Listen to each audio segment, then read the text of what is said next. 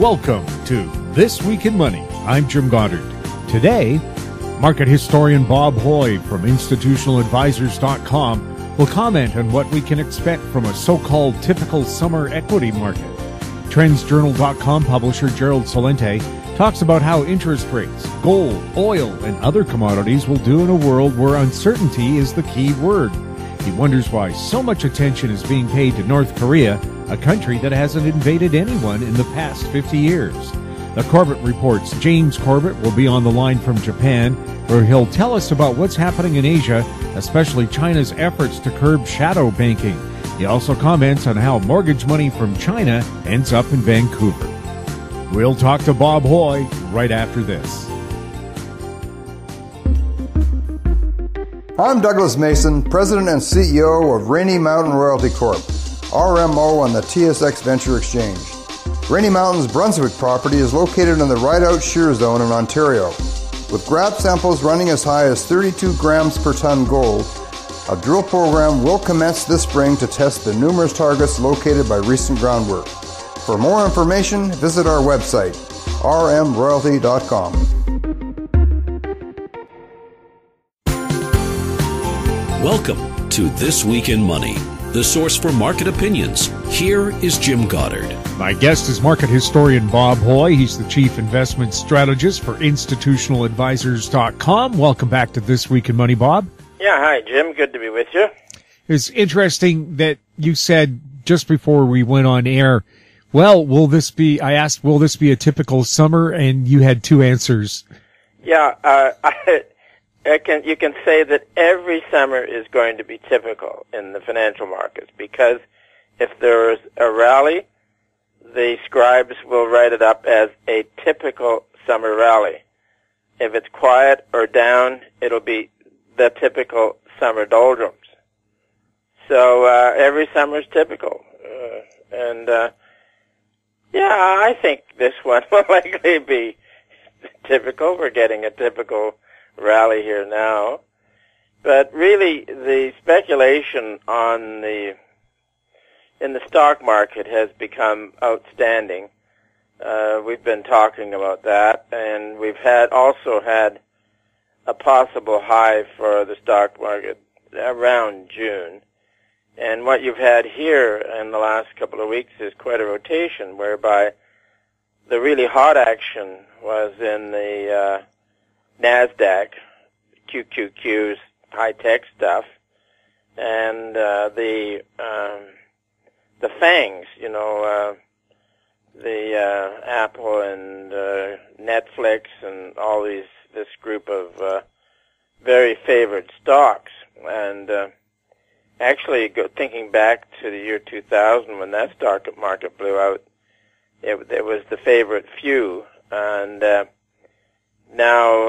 was the four horsemen. They were down to four stocks by that time. But this one is outstanding. So the technical excesses were really great early June. Our technical work came out and showed on one chart there was about over 100 stock symbols of high-tech flyers that were registering excesses. Now, they've had a good correction. And on that sort of model, we figured that whatever had the peak there at around June would correct and then dither around in the summertime, and then, or in August, July into August, and then often the fall can be the season when excessive speculation turns to forced liquidation. And the people who are getting in with excitement recently, with valuations at the moon and momentum at the moon, they're really relying on somebody else after them to buy the market and bid it higher. And there's a very old saying on that one, which is the greater fool theory. So if you're being foolish enough to buy at high momentum and high valuations, you're assuming that somebody after you is going to be just as foolish. So, and then I saw recently that the Swiss central bank has been buying a lot of U.S. equities. So that's not just a greater fool, that's a greater fool when you've got a central bank buying the stock market. It's amazing. So anyways, now what happened here also, the senior indexes in the bank, and they sort of came down, but a few weeks ago when we were talking about the yield curve, that it had been flattening and with some momentum, and that when it turned to steepening, this would be a longer-term alert on the probability of having some problems in the stock market later on. But on the near term, the turn to steepening would be good for the bank stocks because it favors the spreads that they would be laying on. So, and indeed, bank stocks have had a pretty good pop. So what we're looking for here is the most enthusiastic ones really became excessive. That would be stocks and sectors. Correcting now, perhaps turning around in August, and then there's the problem with liquidity issues in the fall. That is often the case. You know, if you take all of the great bubbles since the first one in London in 1720 was called the South Sea Bubble, and its equivalent in France was the Mississippi Bubble, and they both made highs in May. I think the Mississippi was in May, and I know definitely the South Sea Bubble stock was around June the 20th or something like that. It got up to £1,000, and the rally had started at £120, so it was huge. And then that high was set in June, and it churned around during the summer months, and then in September it started heading, shall we say, Jim, that the South Sea Company stock turned south, and then it went all the way back down to that 120, 150 pounds level. Bob, thank you so much for being on This Week in Money. It's a pleasure. My guest has been market historian Bob Hoye. He's the chief investment strategist for institutionaladvisors.com. Coming up, Gerald Celente, next on This Week in Money. Always consult your investment professional before making any investment decision.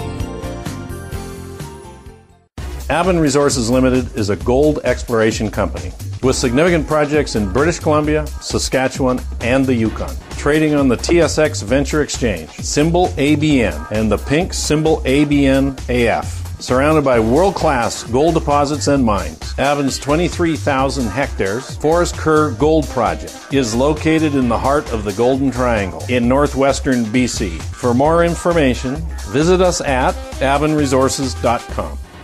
I'm Larry Ray, President and CEO of American Manganese, Inc., listed on the TSX Venture, ticker symbol AMY, A-M-Y, with proprietary patents in the U.S., China, and South Africa. Our focus is on recycling lithium-ion batteries for electric vehicles. China recently legislated the responsibility for recycling onto their electric vehicle manufacturers and importers. For more information, please visit AmericanManganeseInc.com or phone me, Larry Ray, at 778-574-4444. This Week in Money is archived online at talkdigitalnetwork.com. My guest is Gerald Celente, publisher of the Trends Journal, which you can find online at trendsjournal.com. He's speaking to us from historic Kingston, New York. Gerald, it's great to have you back on This Week in Money. Oh, thanks for having me on, Jim. The G20 meeting in Germany this week. Can we expect anything from there? Is the trend towards globalism or nationalism, or does it depend which country you live in?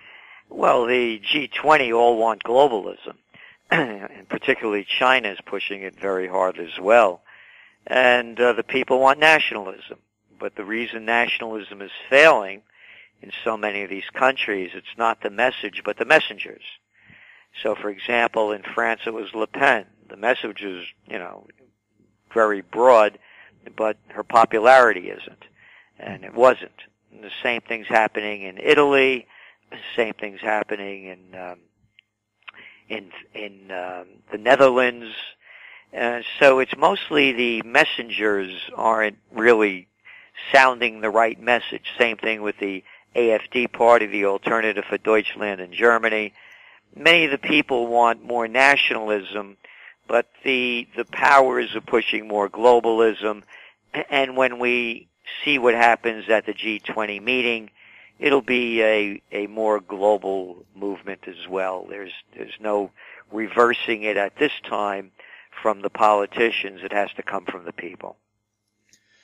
On the war front, do you see more saber rattling or actual war, especially with Korea or North Korea launching intercontinental ballistic missile tests? Yeah, what right do they have to do? They have no right doing that. Only the United States and its NATO allies could launch all the missiles that they want. And North Korea should not be able to do anything because the United States says so. And being facetious, of course. We have to watch out for those North Koreans. New York State has more people living in the New York State than they have in North Korea, and the budget of West Virginia is bigger than the budget of North Korea. And this is a country that's been continually intimidated by the United States, South Korea, and its allies, holding these massive military drills off North Korea that China's been asking the United States to continue to stop doing, and the United States refuses to do. So who has North Korea invaded lately? Look what they've done in Afghanistan. Boy, they've been there for 16 years. Nah, that's the United States and its allies, isn't it? Now, I know, those North Koreans, they got rid of Gaddafi over there and destroyed that country of Libya. No, that was Obama and Sarkozy and Cameron, wasn't it? Yeah. No, I know. It's those North Koreans that caused the havoc in Syria where over 500,000 people are dead. Half the population is either displaced or left the country. No, that was Obama and the Arab League and England and France as well, wasn't it? No, I know. It's those North Koreans that are slaughtering the poorest people in the Middle East, the Yemenis. No, that's Saudi Arabia. Oh yeah, and Trump just sold them $115 billion worth of equipment to slaughter those innocent Yemenis, didn't he? No, it was $110 billion. It was $115 billion that Obama sold to the Saudis. What have the North Koreans done to anybody? Who are they threatening? What they do to their own people isn't our business. And so what the United States is doing, I've been hearing this North Korean stories all my life. North Korea wants to sit down and have peace talks. The United States refuses to. Who are we to tell? What country has the right to tell them how to treat their people? Look at the way they treat the people in other countries. How about in the United States? Did you see all the police out on the 4th of July protecting us from them terrorists? They can't fix the water in Flint, Michigan. The subways in New York City is a night in Calcutta. And they're going to tell me how they're going to fix it in North Korea when they destroyed so much of the world with their wars that the Americans and their allies have started that just are nothing but hellholes? So this is more sickness from the military-industrial complex that the people keep repeating.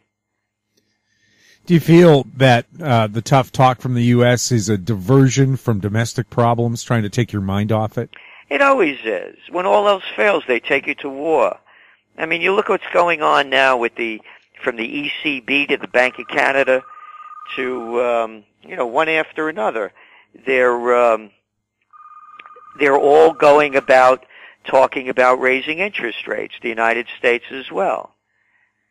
And what are they talking about in the raising of interest rates? How come? Well, because of all this cheap money that they flooded the markets with. And that only enriched the rich. It only drove the stock markets up. So now we're worried about economic growth in the United States and other countries. The economic growth plan under Trump is equal to Obama's. It's about 2.1%. So yeah, they love keeping the people fearful. If it's not then we got to watch out for those ISISes. They're going to be coming in any moment. So it's just more of this propaganda that's been continue to go on.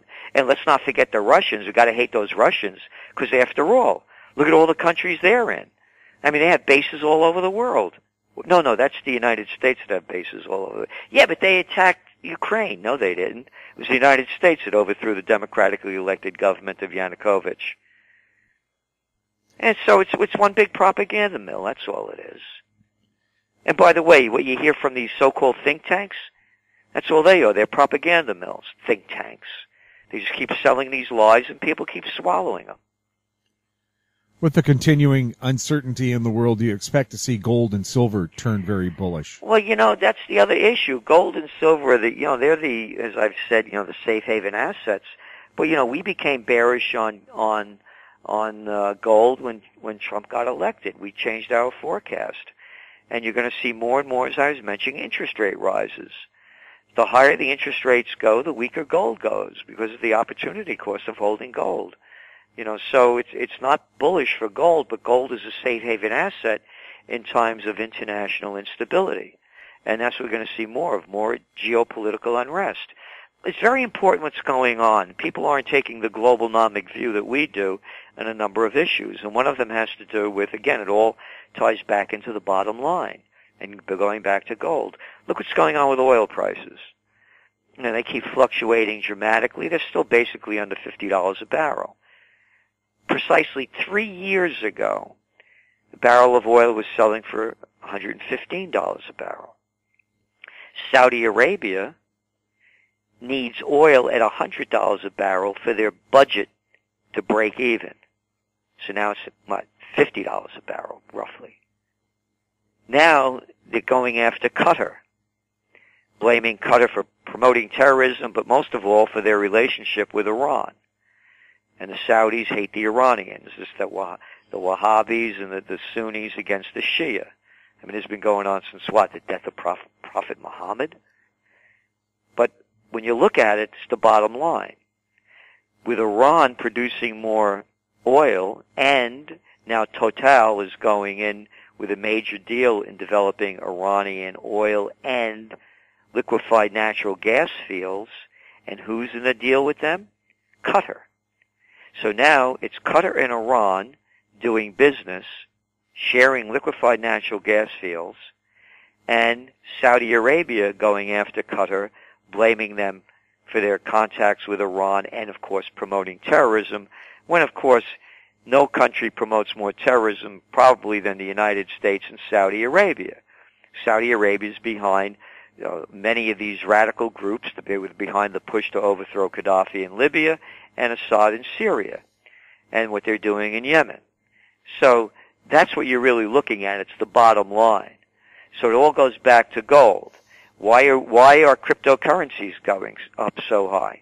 People are looking for alternatives to fiat currencies. But unlike a cryptocurrency where it's just digital, you can't take physical possession of it, as you can with gold. So gold is still the ultimate safe haven asset, but it's also, you have to be realistic to look at the downside risks in terms of higher interest rates. But then the other side of higher interest rates are if they go up too much, then you're going to see a real pullback in the stock markets, real estate markets, and particularly the emerging markets, which owe several $1 trillion in dollar-denominated debt. So if interest rates go up, the dollar gets stronger, their debt burden gets heavier. So there are a lot of counterbalances to just high interest rates. Is the trend in motion to weaken the U.S. dollar? I don't think so. It really isn't. It's very hard to manipulate a currency in this climate. The Chinese, they're doing everything they can. Trump, for instance, was saying that they were purposely driving down the value of the yuan, and they weren't. When they look at the amount of reserve currencies they spent in propping it up and how it's gone up, they had to stop the currencies from outflows. They had massive outflows going out as people started going into cryptocurrencies. One of the reasons Bitcoin really started to zoom later last year, and also capital outflows because the yuan was getting weaker. So no, the dollar getting weaker will be a burden on America because only 12% of our GDP is export based. But that means all that imports that we get are going to cost us a lot more. So there's really no value in devaluing the dollar. We'll have more with Gerald Celente next on This Week in Money.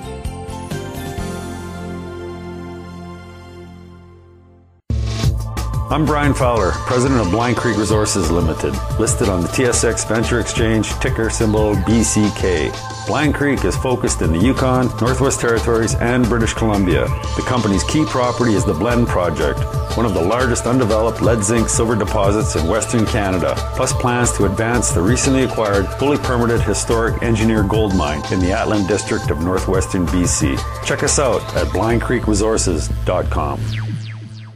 I'm Bill McWilliam, president of Cascadero Copper, CCD on the TSX Venture Exchange. Cesium is one of the world's rarest metals with a growing industrial demand. Drilling is underway on our Tehran property in Argentina to prove up a cesium resource. Cascadero's patent-pending leach process has the potential to make Cascadero the lowest cost supplier of cesium in the world. Visit our website, cascadero.com, or phone us at 604-924-5504. This Week in Money is archived online at talkdigitalnetwork.com. Welcome back to This Week in Money. I'm Jim Goddard. We're speaking with Gerald Celente, publisher of the TrendsJournal.com. Gerald, if the U.S. dollar weakens, is the price of oil likely to climb? Not really, as we see it, because it's a supply and demand issue. And what you have now are more and more countries going alternative energy, the push for electric cars, and and again, there's more supply than demand. So every time you see the price of oil go up, the rig counts start going up in the United States and around the world. And we also have, they used to talk about peak oil, and we never believed it because we knew that there would be new methods and technologies to pull out more, and of course fracking has showed that. So, no, the higher the price of oil goes, the more production is going to hit online, and that's already happening, by the way. In June, for example, OPEC pumped out 1.5 million more barrels a day than they were in May. And when you look at the big OPEC and non-OPEC cuts, they were only 1.8 million barrels a day. So they've made up for that already. So, no, we don't see that happening. We see oil prices in the range that they're in now. If it goes to $60 a barrel, that's the top, but it could go down to low as it could start pumping back into the $30 range as well. So we see the range that we're in as the range that's going to be for quite some time. The Canadian dollar has been on a bit of a tear, and oil prices have not gone up. Before, it seemed to me the Canadian dollar was glued to the price of oil. Has finally the Canadian dollar disconnected from the price of oil and is more realistically priced according to the value of the economy in the country? Well, it seems to be that way, doesn't it? It's hard to say if oil prices really start to plummet, though, again, if you start seeing them go back to where they were when they hit the lows in the high 20s, then you're going to see real pressure under the Canadian dollar. But in the range, obviously, where it's now, the Canadian economy is not just oil-based. As, for example, when you see the problems in Venezuela, and by the way, I mentioned what's going on in Saudi Arabia with the oil prices. You're going to start seeing a lot of destabilization in a number of these countries that are heavily reliant on oil and no other income base. So you're going to start seeing civil unrest spread across the borders as well to other countries. And again, Venezuela is one of those countries to look at right now, as are a number of Middle Eastern countries. We've heard two different stories about the U.S. stock markets. Some say the Dow and the S&P 500 will crash this year. Others are saying the Dow is headed to 40,000. What do you see ahead? As I mentioned earlier, we changed our forecast when Trump got elected, and we were very negative on the markets. We see a 10% correction. And of course, there's going to be a correction in the NASDAQ as well. You have stocks like Amazon that are trading at over 180 times PE ratio. I think the average is about 14.5, 14.7, and they barely have any earnings. So, among the FANGs, the Facebooks, the Amazons, the Netflix, and the Googles, You're going to see a pullback, particularly in the NASDAQ sector. But in the absence of a wild card, we don't see a market crash. We see a market correction. And again, when I say Trump is the wildest card you could play, so anything goes. And if you have a wild card event, a terrorist strike, a war, then you're going to see real pressure under these highly overvalued markets. What is it? The S&P is trading about almost 18 times PE ratio, and again the average is around 14.7. So they're overvalued right now. So there'll be a pullback. But again, at this point, we do not see a crash. Are interest rates really headed higher, and what effect will that have on the debt bubbles around the world? Yes, interest rates are headed higher. They've been in this money pumping scheme now since 2008, and they're going to be going up. The debt problem's going to again hurt the emerging markets who borrowed all this money in dollars. They have to pay it back in dollars. Their currency gets weaker. That means they owe even more money. So there's going to be a problem. And the other issue to look at is, when we look at the stock market advances, what happened? Again, it was that cheap money. So most of the stock market advances came from stock buybacks, and the other one, merger and acquisition activity. Again, when we go back to Amazon, they're trading at over 180 PE ratio, and they just bought Whole Foods. So they're getting the money for free because all the dough flowing into their company on high stock values. So you have merger and acquisition activity because you're borrowing money cheaply, and stock buybacks because you're borrowing money cheaply. So when that ends, there's going to be pressure, we believe, on the stock market and the housing market. So we think the housing markets are around their peak as well, particularly in the commercial sectors and in those overbuilt areas. Are banks starting to constrict credit? Yes and no. In some areas they are, others they're not. And with Trump administration, they're going to be loosening it up as well, as we keep seeing. So again, it's easy for the bigs to get all the money they need, tougher for the people with tighter credit scores to get it. But that's what we're seeing more and more of it. It's a neo-feudal society. You have different laws for the economic elite and the political nobility than we, the average people. So up the top, they'll get all they need. The people in the middle and down below it, they're going to have a tougher time getting more. But again, they're going to try to loosen up regulations so the banks could do more business. We hear U.S. auto sales are in trouble. Meanwhile, they're booming in Canada. What kind of signals are those particular sectors giving us?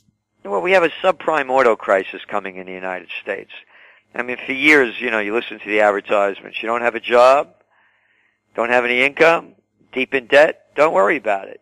Come into Fred's and you can get a new whatever we're selling you.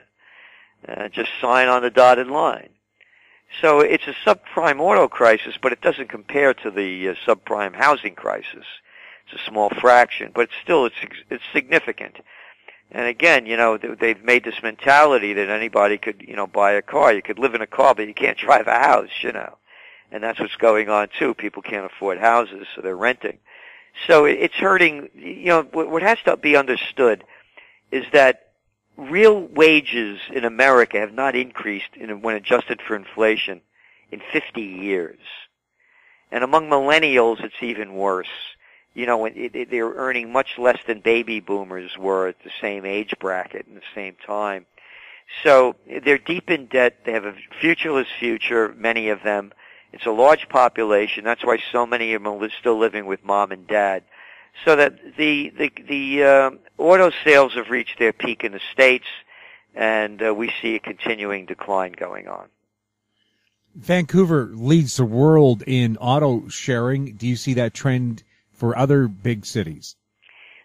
Yes and no. Particularly, Vancouver's a different city. It's more accessible, more spread out, more livable. In the places that are really tight, it's really hard. So I think to some extent, yes, but it is a trend that's going to continue to grow. And again, particularly as people can't afford to buy their own, they'll share somebody else's. Are electric and robot vehicles a trend that will keep growing? We don't see the driverless automobiles happening. It is one of the big stories in our Trends Journal. The .com bubble is very similar in some aspects to the driverless car bubble that we see building. It's years away. You're going to see, the trucks going on certain routes from point A to point B. You could do that on the road and off the road, mining situations, mining fields, et cetera. Those kind of autonomous vehicles. But you're not going to see it on the average roads. We don't see it happening for years to come. And electric's the future as well, and you're going to see a lot more. It's happening in China, by the way. They're making a big push toward electric, and they are also, the government's spending a lot of money in making it happening, and they're consolidating a lot of companies. There are a lot of electric car companies in China, consolidating them and trying to make a real push on it. But of course, the big obstacle is the battery. And you only can put so much power in a battery before the battery can't take it anymore. So there has to be a breakthrough in that field. And the other one to look at, too, is in hydrogen cars. It's a difficult process right now, but there may be some validity in that in the future as well. Is there going to be a bullish market for all the metals and minerals needed for those electric car batteries? Yes, and that's the rare earth minerals, and that they're a very small sector, and very few countries have it. That's why you're going to see more and more wars, as you're seeing now, with France just announcing more troops into Africa. I mean, they can't get over that neo-colonial trip. Oh yeah, we're doing it to wipe out, terrorists. Save the BS for somebody else, Junior. Been hearing this story all my life. Why do you think they're back in Mali and Niger? You're talking about minerals. They need uranium because France is one of the biggest nuclear power-driven countries in the world. And where are they getting the uranium from? Niger. And when Gaddafi fell, by the way, that was the disruption that hit Mali and the rest of the area, when all those people that were working in Libya in the fields left with a lot of armaments. So they're going into countries trying to colonize them, particularly the ones that have the rare earth minerals. Are media trends changing due to Trump calls fake news? Well, it is fake news, and it's garbage news, and it's propaganda, and always has been.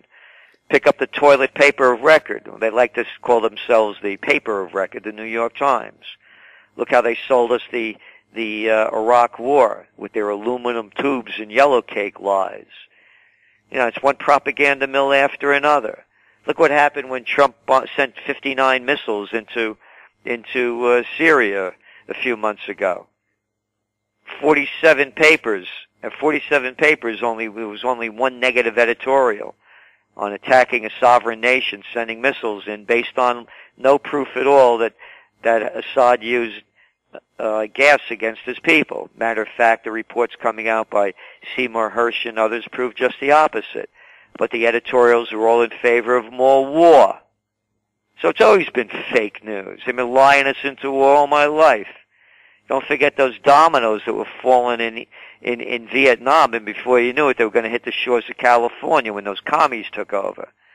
So it's always been fake news, and now it's corporate fake news. It has always been, because in the United States you have 6 companies controlling 90% of the media, and that's where the opportunity for alternative news is. But it really needs to grow at a very different level, and particularly what we need are reporters, because we don't have them anymore. Newspapers have been consolidated, and in the old days you used to get the stories that used to come from the local that would go national. Now, because you don't have reporters on the beat anymore, no feet on the beat, you're not getting news nationally that goes locally that goes nationally. So the fake news, it's true in a lot of aspects. And again, we just saw CNN was caught lying about a relationship that a Trump associate had with Russia that never existed, and the people were forced to resign. And then we heard those audio tapes where the guy said it was a bunch of BS about the Russian propaganda stories. Wasn't true at all. They had no proof about Russia hacking into America's Democratic National Committee. And there's absolutely no proof at all. It's only hearsay. This is what we think, this is what we believe. And that's not really evidence you can't hold in court, but people buy it, swallow it, and the fake news sells it. Is there pressure on the U.S. government to legalize pot for the whole country? There's not pressure on the national government, pressure on local governments. And because they can't, look what's going on in Illinois. They can't pay the pension. They're almost in default. It's going to be downgraded. as it continues to get worse. So they need the tax revenue. They just made recreational marijuana legal in Nevada about a week and a half ago. So that's you're going to see more and more of it. It's the same reason, they brought back Prohibition. When they ended Prohibition, they brought back high sales taxes for booze. It's all about the bottom line. Again, it's globalnomic, talking about Qatar before and Saudi Arabia and liquefied natural gas and oil prices. Same thing with pot. They're legalizing it because they need the money. And so that trend is only going to continue to grow, but very important to watch. The more pot on the market, the more downward pressure on the prices. But we think we're going to see a lot of advances, too, in medical marijuana. I mean, after all, if the planet could feed us, could it heal us? What is urban farming, and how could it change the way we grow food? Well, urban farming, if people are using rooftops, vertical farming, empty plots in rundown cities to do more and more farming, and it's a trend that's going to continue, particularly as larger segments of the population want it grown local, grown clean, and grown organic. So it has a lot of opportunities in those fields as well for people looking for alternatives. But making it very clear as well, when we see people want to go, alternative and clean food, and that's a term I coined, by the way, in 1993, clean food, it's still a small segment of the population. It's growing, but it's still a small segment. For example, in the United States, you have about a $400 billion food sector. Only about $40 billion of that's organic. So there's a place for it in urban farming, and it's going to continue to grow. Are there any new health trends you're following? Not really, other than the whole health healing that we're going to see more and more people go into as they look for alternatives. And the other aspect of it, look at the opiate crisis going on in America. So we're hitting really a very, very critical points in a lot of ways. Obesity keeps increasing in this country. Drug dependency, both big pharma and illegal drugs, keeps escalating. So you're going to see more and more alternative. Particularly, going back to marijuana. You're going to see more and more usage of that, particularly in fields of easing people's pain, for cancer treatment, autism, and a number of other fields. So I would say that the long-term trend is whole health healing. Gerald, how can people find out more about the Trends Journal? Well, they could go to trendsjournal.com, and it's more than just a Trends Journal, which, of course, it's a 50-page full-color magazine, both digital and hard copy, no advertisements, and we do Trends in the News broadcast each weekday night, Trends Weeklies, and Trends Monthlies. So it's the only place we know of where you could read history before it happens. Gerald, thank you so much for being on This Week in Money. Thank you, Jim, and thank you for all that you do. My guest has been Gerald Celente, publisher of the TrendsJournal.com. He was speaking to us from historic Kingston, New York. Coming up from Japan, James Corbett, next on This Week in Money.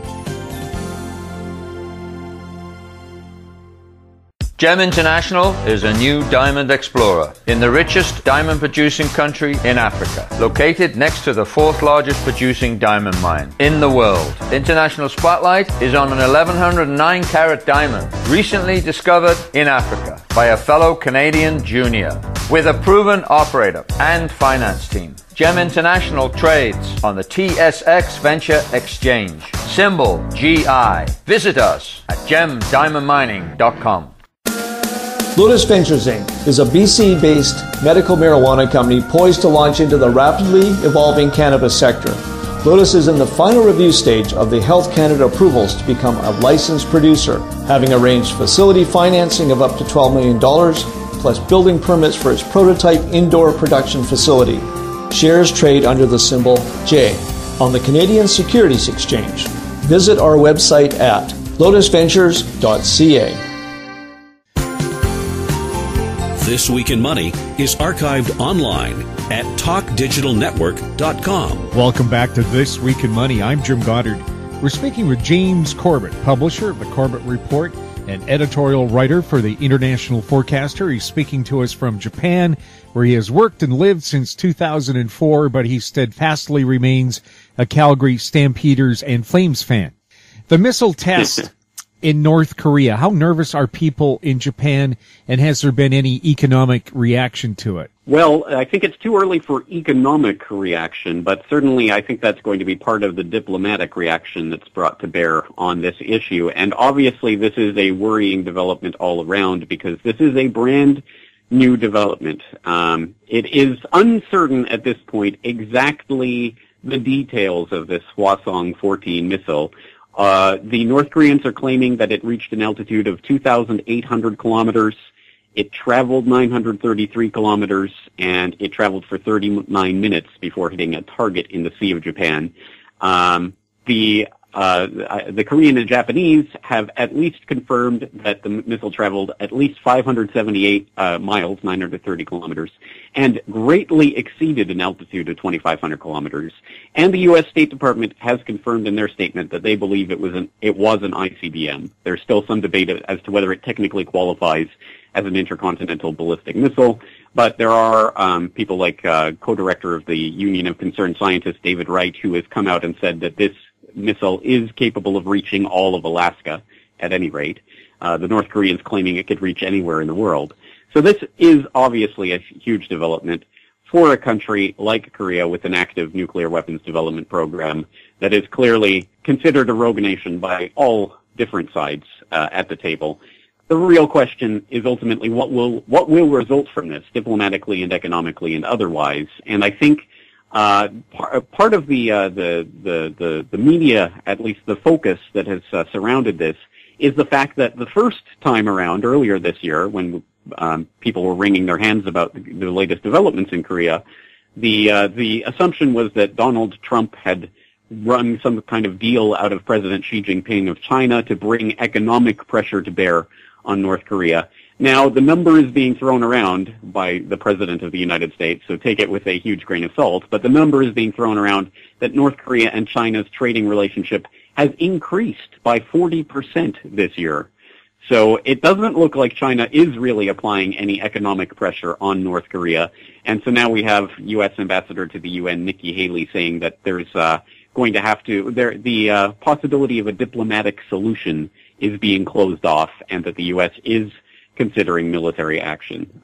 We've heard this before, but at any rate, this is a pretty important new step in all of this, and I think either there is going to have to be some sort of further tightening of economic sanctions, or there is quite likely going to be some sort of military action, which of course is terrible news for the people on the Korean Peninsula generally, north and south, because as we know, Seoul, South Korea, the Incheon province that represents half of South Korea's population, is within 30 kilometers of the border with the demilitarized zone. So any attack on North Korea would almost certainly be a type of suicide attack that ultimately is going to result in significant damage to the most populated area of South Korea as well. This is not a pretty problem with a pretty solution by any means. Trump, of course, said at the beginning of the year North Korea didn't have the capability of building an ICBM. Are people taking North Korea too lightly or underestimating their abilities? That is certainly one of the factors that could happen, and there's reason to do so, because in a lot of these military parades that they do every year, there are papier-mâché missiles that they parade around and other clear props, and it's always a question as to what's real and what is just there for show, and what are they saying that's real and what are they just chest-thumping about. And there isn't a reliable and trustworthy intel that's coming out from North Korea to a large extent, or at least not publicly. So it does seem a bit dubious as to any particular claim from North Korea. As, to be fair, any claim from any particular government has to be scrutinized and held up to the light of skepticism. So, but clearly, whatever else you say, they did launch a missile that really did have some significantly larger scope and ability to range quite a lot farther than their previous missiles. And the suggestion is that this is actually a two-stage ICBM, which would be, again, a significant development over the previous technology they've had, and really would be potentially capable of striking anywhere in the world. The G20 meeting in Germany, is East Asia expecting anything big to come out of that?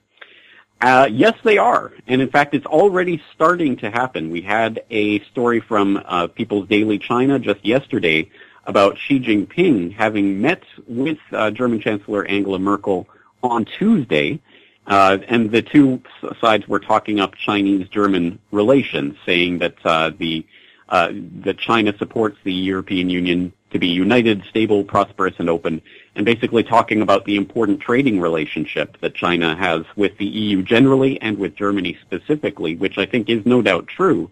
The EU is a very important export market for China, and that's a big part of this Belt and Road initiative that they're undergoing right now to build this big trading supply route that ultimately will reach Europe. And I think that's where China understands its future markets will likely lie, more so than with the very unstable and unpredictable U.S. markets, which, of course, is a major trading partner, but who knows what kind of protectionist policies Trump or whoever else will bring in the intervening time.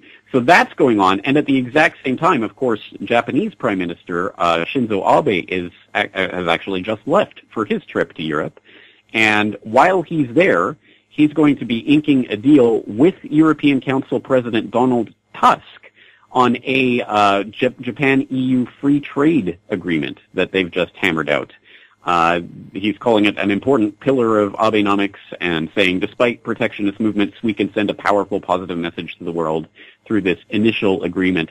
And it is a significant agreement because this will be an extremely sizable economic bloc once this is consolidated. In fact, the world's third largest global trading bloc would be between Japan and the EU if and when they do manage to ink this deal. So that's coming up right now as well. So clearly there are some big moves that are being made in East Asia and EU relations as one of the results of this G20 summit. Well, kind of through the back door then, Canada just finalized its European free trade deal. If Japan's part of that, that kind of makes it part of a three-part deal. Well, there are a number of bilateral and trilateral agreements that are being signed right now. Again, I think this is part of the wake of the fallout from the death of the TPP, the Trans-Pacific Partnership that the U.S. had been working on with the Asia-Pacific nations. I think one of the fallouts is that there are going to be a lot more of these bilateral, trilateral, quadrilateral deals that are being signed individually here and there as a way to make a kind of patchwork quilt of free trade deals that may ultimately amount to much the same thing as something like the TPP. It might just be more sort of patchworky than a single coherent whole. But at any rate, I think by hook or by crook, by stealth or by the front door, they're one way or another going to get these types of free trade deals in place. Is China cracking down on shadow banking? There have been moves in recent months, or at least talk of crackdown. But again, talk is cheap, and action is probably more important. But to what extent this is actually going to help is always up in the air. So we know that banking regulators in China are investigating, for example, some of the top corporations in China, overseas deal makers, and how they're borrowing money. And they are at least talking about cracking down on some of the shadow banking avenues for achieving some of that credit. But again, I think it really is up in the air as to what effect this is going to have, because it is difficult to not only crack down on that, but simultaneously not to seize up the Chinese economy. Because as we've seen time and again over the past several years, every time they do try to significantly crack down on the easy credit that has really fueled the Chinese bubble of the past decade, we see cash crises and crunches and panics and the threat of certain financial instruments going under and even certain banks going under. And the Bank of China has consistently stepped in, the People's Bank of China has stepped in with easy credit as a result of those types of crises. So it really is a question to what extent they really want to crack down and how much they just want to be seen to be cracking down. Are people in China forming consortiums with their $50,000 they're allowed to take out of the country to help finance mortgages in places like Vancouver? Yes, they are. And there are various ways that they can do that, not only up to their $50,000 limit, but as people might know, the Chinese population is limited to $50,000 of foreign exchange. as a way to stop capital outflows from China. But of course, there are many ways around that, and they're given elaborate and comical names like smurfing and other such things. But it all amounts to basically finding third parties that will aggregate $50,000 limits from a bunch of different people, even if they're all coming from the same single source, and finding ways like that to get around the system. So that has been and continues to be, I think, one major factor.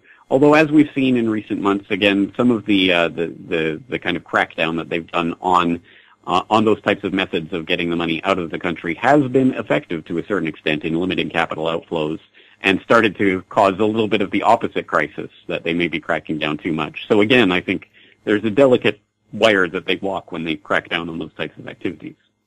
Has there been a run on gold and silver because of the North Korean missile crisis? I haven't seen the latest gold spot price, so I can't confirm whether that is the case, but we have not seen gold reacting to these types of crises quite as dramatically as I think would be expected in the last few years. Certainly since the 2009 highs, we haven't seen anything like that kind of a spike. And gold continues to trade in the 1200, 1220, 1230, 40 range, and doesn't show any signs of dramatically breaking out of that. Silver somewhere around the $16 mark, so well off of its highs of several years ago as well. Again, I just don't think that the precious metals are reacting to these world events in the way you would expect them to as the safe haven investment that they generally are. And if you're looking for dramatic movements, of course, it's the cryptocurrency space where people are increasingly turning in areas where there are stringent capital protections, not only China, but places like Venezuela and other places that are clearly going through financial havoc, rather than gold or silver. Increasingly, these types of places are turning to cryptocurrency markets, which is why we're seeing exceptionally dramatic moves in those markets, not so much in the precious metals markets right now. A lot easier to move a few bits and bytes of information than bars of gold. It certainly is, and it can generally be easier for people to get into that market because something like Bitcoin you can purchase all the way down to 1 Satoshi, which I think is 1/1,000,000th of a Bitcoin or something like that. It's very, very finely divisible, whereas with gold or silver, I mean, with gold, certainly you're committed to buying something of quite a bit of value, and silver still not quite that finely divisible. So it may be sort of more useful in that sense, especially for nations that are going through financial crises. James, thank you so much for being on This Week in Money. Thank you for having me on. It's always a pleasure to be here. James Corbett's been my guest. He's the publisher of the CorbettReport.com. He was speaking to us from Japan, where he has worked and lived since 2004. And that wraps up our show for this week. We'd like to thank our guests, Bob Hoye, Gerald Celente, and James Corbett. And thank you for listening. I'm Jim Goddard. We'll be back next week with more This Week in Money. Comments made on This Week in Money are an expression of opinion only and should not be construed in any manner whatsoever as recommendations to buy or sell any financial instrument at any time. Archived online at TalkDigitalNetwork.com. This Week in Money is a production of Howe Street Media Incorporated. Executive producer is Tom Allen.